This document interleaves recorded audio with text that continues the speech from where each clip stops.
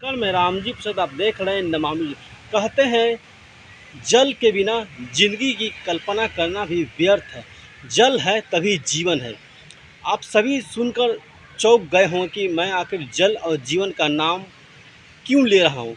मैं नाम आज इसलिए ले रहा हूँ कि जल और जीवन से एक ऐसे ऐसे पर्यावरणविद जिन्होंने जल पर और पर्यावरण पर बहुत ही महान शोध करे थे, जिनका आकस्मिक निधन बीते 3 जून को हो गया था, जिनको लेकर आज पटना के जगजीवन राम अध्ययन शोध संस्थान में श्रद्धांजलि सभा का आयोजन किया जा रहा है। आइए मैं वो आपको आपको दिखाता हूँ और साथ ही उनके कुछ सहयोगी गण हमसे बात करने के जुड़े हुए हैं, जो उन्होंने पर्यावरण के बारे में बहुत ही महत्वपूर्ण योगदान भी दिया था। आइए उनका क्या कुछ कहना, आइए सुनते हैं। हाँ सर, बताया जहाँ आप सही है। हमारे साथी रंजीव जी का निधन पिछले 3 जून को हो गया। वे पानी, जल, जंगल, ज़मीन, पर्यावरण के विशेषज्ञ थे। उन्होंने बाढ़, सुखाड़ के संदर्भ में और जल प्रबंधन पर कई पेपर भी लिखे हैं और उनकी एक पुस्तक भी है, जब नदी बंधी। उन्होंने गंगा के ज़मींदारी पर, पानी की जो ज़मींदारी थी उसके लिए गंगा मुक्ति आंदोलन में भी रहे, जिससे जल नीतियाँ भी कई बनी और फिर जाकर मछुआरों को अधिकार को लेकर के भी वहाँ उनको अधिकार मिला।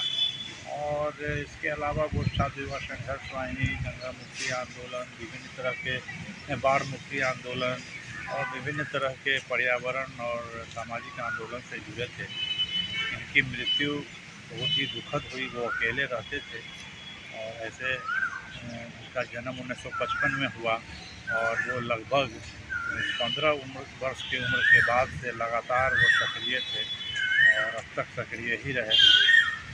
वो अकेले रहते थे, जिस कारण से वो बीमार हुए, उनका ब्रेन हेमरेज हुआ और उससे मृत्यु हो गई। लोगों को पता नहीं चल पाया और 3 दिन के बाद हम लोगों को पता चला। तो ये बहुत ही दुखद उनकी मृत्यु हुई है और उनके जाने से जो सामाजिक क्षेत्र में एक जल विशेषज्ञ के रूप में जो हम लोगों को ज्ञान दे सकते थे, और इसमें हम लोगों के लिए एक रुकावट आई है।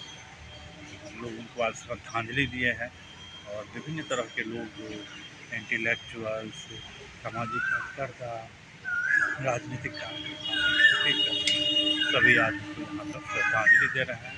हमने उनको आज अपनी तरफ से श्रद्धांजलि अर्पित करते हैं। अपना सर परिचय दीजिए। मैं रुपेश, लोक परिषद संगठन से जुड़ा हुआ हूँ। धन्यवाद।